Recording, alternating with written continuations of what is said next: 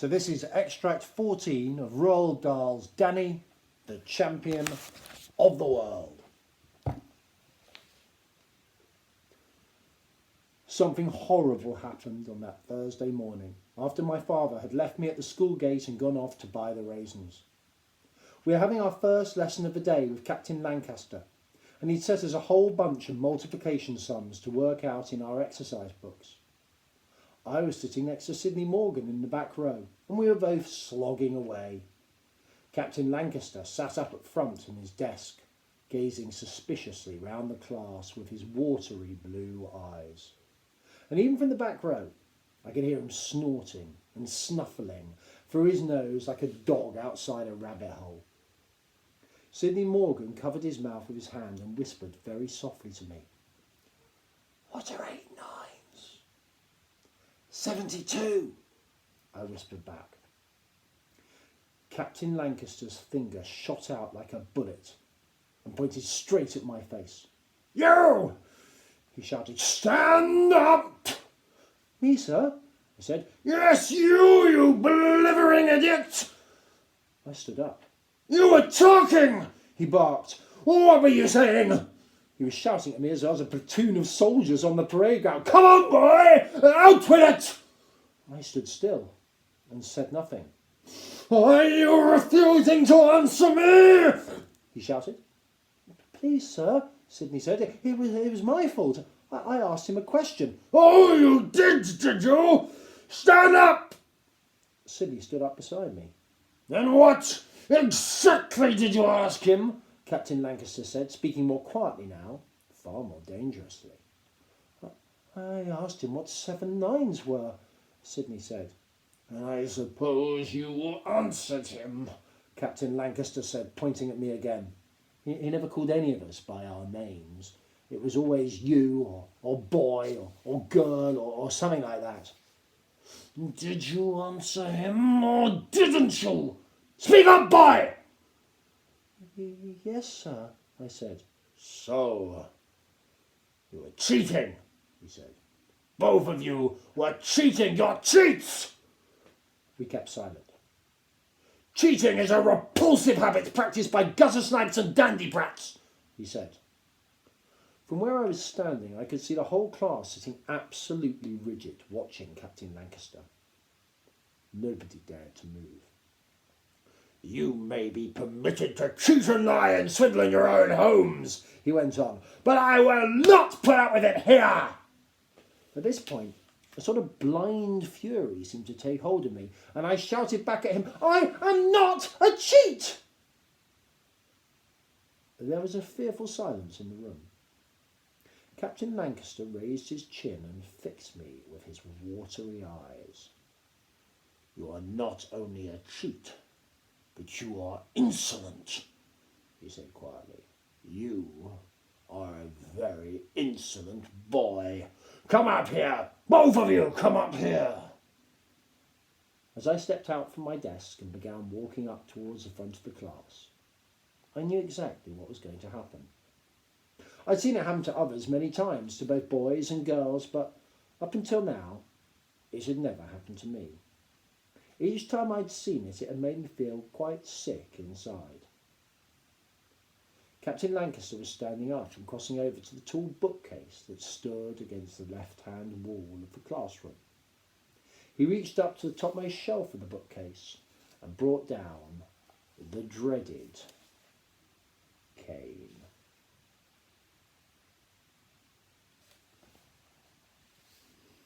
It was white, this cane, as white as a bone, and very long and very thin, with one end bent over into a handle like a walking stick. "You first," he said, pointing at me with the cane. "Hold out your left hand." It was almost impossible to believe that this man was about to injure me physically and in cold blood. As I lifted my left hand, palm upwards, and held it there, I looked at the palm itself and the pink skin and the fortune teller's lines running over it, and I still could not bring myself to imagine that anything was going to happen to it. The long white cane went high up in the air, and came down on my hand with a crack like a rifle going off. I heard the crack first. About 2 seconds later, I felt the pain. Never had I felt a pain such as that in my whole life. It was as though someone was pressing a red-hot poker against my palm and holding it there. I remember grabbing my injured left hand with my right hand and ramming it between my legs and squeezing my legs together against it. I squeezed and squeezed as hard as I could, as if I was trying to stop the hand from falling to pieces. I managed not to cry out loud, but I couldn't keep the tears from pouring down my cheeks. From somewhere nearby I heard another fearful swish crack. I knew that poor Sydney had got it just as well. But oh, that fearful, searing, burning pain across my hand. Why didn't it just go away? I glanced at Sydney. He was doing just the same as me, squeezing his hand between his legs and making the most awful face. Go and sit down, both of you, Captain Lancaster ordered. We stumbled back to our desks and sat down. Now get on with your work, the dreaded voice said. And let's have no more cheating, and no more insolence either. The class bent their heads over their books like people in church saying their prayers. I looked at my hand. There was a long, ugly mark, about 1/2 inch wide, running right across the palm, just where the fingers joined the hand. It was raised up in the middle, and the raised part was pure white with red on both sides. I moved the fingers. Well, they moved all right, but it hurt to move them. I looked at Sydney. He gave me a quick, apologetic glance under his eyelids, and then went back to his songs. When I got home from school that afternoon, my father was in the workshop. Well, I bought the raisins, he said. Well, now I'll put them into soak. Fetch me a bowl of water, Danny. I went over to the caravan and got a bowl and half filled it with water. I carried it to the workshop and put it on the bench. Open up the packet and tip them all in, my father said. This was one of the really nice things about my father. He didn't take over and want to do everything himself, whether it was a difficult job like adjusting a carburettor in a big engine, or whether it was simply tipping some raisins into a basin. He always let me go ahead and do it myself, while he watched and stood ready to help. He was watching me now as I opened the first packet of raisins. Hey, he cried, grabbing my left wrist. What's happened to your hand? It's nothing, I said, clenching the fist. But he made me open it up. The long scarlet mark lay across my palm like a burn. Who did it? He said. Was it Captain Lancaster? Yes, Dad, but it's nothing. What happened? He was gripping my wrist so hard that it almost hurt. Tell me exactly what happened. So I told him everything. He stood there holding my wrist, his face going whiter and whiter, and I could see the fury beginning to boil up dangerously inside him. I'll kill him, he softly whispered when I finished. I swear I'll kill him. His eyes were blazing and the colour had gone away from his face. I've never seen him like that before. Forget it, Dad. I will not forget it, he said.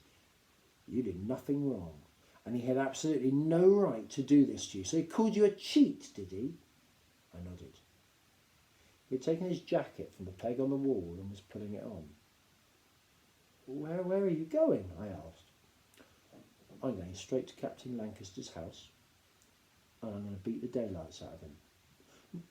No, I cried, catching hold of his arm. Don't do it, Dad. Please, it won't do any good. Please don't do it. I've got to, he said. No, I cried, tugging at his arm. It'll ruin everything. It'll only make it worse. Please forget it. He hesitated then. I held on to his arm. He was silent, and I could see the rush of anger slowly draining out of his face. It's revolting, he said. I bet they did it to you when you were at school, I said. Well, of course they did. And I bet your dad didn't go rushing off to beat the daylights out of the teacher who did it. He looked at me but kept quiet. He didn't, did he, Dad? No, Danny, he didn't, he answered softly. I let go of his arm and helped him off with his jacket, and we hung it back on the peg. I'm going to put the raisins in now, I said. And don't forget that tomorrow I've got a nasty cold and I won't be going to school. Yeah, he said, that's right. We've got 200 raisins to fill, I said. Oh, he said, yeah, so we have. So I hope we get it done in time, I said. Does it still hurt? He asked, that hand. No, I said, not one bit. I think that satisfied him. And if I saw him glancing occasionally at my palm during the rest of the afternoon and evening, he never mentioned the subject again. That night, he didn't tell me a story. He sat on the edge of my bunk and we talked about what was going to happen the next day up in Hazel's Wood. He got me so steamed up and excited about it I couldn't actually go to sleep. I think he must have got himself steamed up almost as much, because after he'd undressed and climbed into his own bunk, I heard him twisting and turning all over the place. He couldn't get to sleep either. And about 10:30 he climbed out of his bunk and put the kettle on. What's the matter, Dad? Nothing, he said. Shall we have a midnight feast? Yeah, let's do that. He lit the lamp in the ceiling and opened a tin of tuna and made a delicious sandwich for each of us, and also hot chocolate for me and tea for him.